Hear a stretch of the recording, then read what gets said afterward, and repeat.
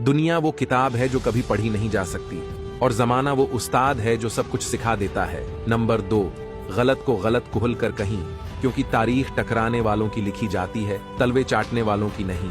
Number 3, जो आपकी बुराई करता है करने दें, क्योंकि बुराई वही करता है जो आपकी बराबरी नहीं कर सकता। नंबर 4, रिश्ते मोतियों जैसे होते हैं, अगर गिर भी जाएं तो जरा सा झुक कर उठा लेने चाहिए। नंबर 5, वक्त ऐसा परिंदा है जो एक बार उड़ जाए तो वापस नहीं आता। नंबर 6, सो दोस्तों से वो एक दुश्मन अच्छा है जो दिल में नफरत तो रखता है लेकिन मुनाफिकत नहीं। नंबर 7, इंसान वो लड़ाई कभी नहीं जीत सकता है जिसमें दुश्मन उसके अपने हों। नंबर 8, पड़ोसी का बच्चा भूखा है ये किसी को नहीं मालूम, मगर पड़ोस की लड़की कहाँ जाती है ये सबको मालूम है।